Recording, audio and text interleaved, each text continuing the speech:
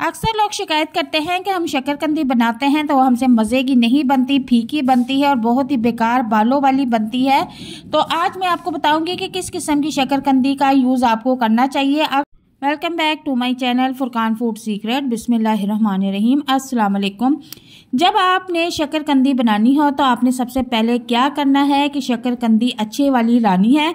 अच्छी वाली शक्करकंदी की पहचान ये है कि आपने इस तरह से दरमियाने साइज़ की शक्करकंदी लेनी है। ज़्यादा बड़ी, लंबी और मोटी नहीं लेनी, क्योंकि वो उतनी ही ज़्यादा बदमज़ा और बेजायका बनती है। आपने बिल्कुल नॉर्मल साइज़ की शक्करकंदियाँ लेनी है और उनको अच्छी तरह से आपने वॉश कर लेना है। वॉश करने के बाद यहाँ पर हमने एक पतीला लिया है और उसमें तकरीबन 1 किलो के करीब पानी मैंने ऐड कर दिया है। और इस तरह का बॉयलर हर घर में मौजूद होता है। ये बहुत ही काम की चीज़ है। इसको हम इस तरह से पतीले के बीच में रख देंगे। अब इस पतीले को उठा के हम चूल्हे के ऊपर रख देंगे और फुल फ्लेम पे पानी को गर्म होने के लिए छोड़ देंगे। तब तक मैं इसके ऊपर इस तरह से शक्करकंदी सजा देती। तो पानी बॉयल होना शुरू हो गया है। मैं इसको कवर कर दूंगी। तकरीबन 15 से 20 मिनट तक मैं इसे कवर करूंगी। और अब चेक कर लेते हैं कि शक्करकंदी हमारी गली है कि नहीं। तो देखें, माशाल्लाह से बहुत ही ज़बरदस्त नरम बन के रेडी हो चुकी हैं। और अब एक एक करके मैं इनको आराम से बाहर निकाल दूंगी और इसके बाद इसको रूम टेम्परेचर पे ठंडा होने के लिए छोड़ दूंगी। तो जब ये ठंडी हो जाएंगी तो मैं इनके छिलके उतार लूँगी।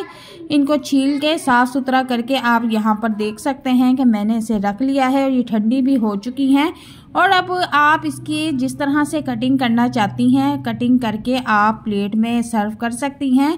तो दरमियाने साइज़ की शक्करकंदी लेने का फ़ायदा ये होता है कि इसमें ज़्यादा जो है बाल नहीं होते।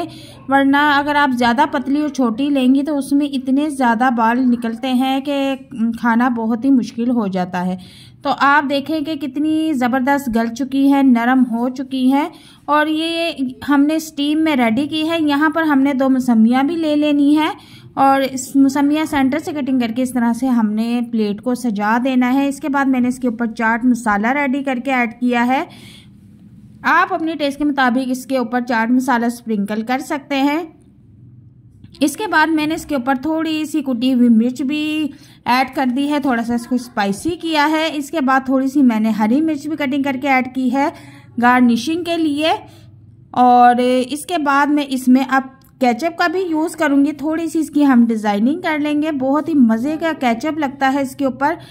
आज से पहले आपने जितनी भी वीडियो देखी होंगी उसके ऊपर इमली की चटनी का यूज़ किया जाता है, लेकिन मैं इसके ऊपर केचप का यूज़ करती हूँ। आप एक बार ये तरीका ज़रूर करके देखिएगा। बहुत ही मज़े की शक्करकंदी लगती है खाने में।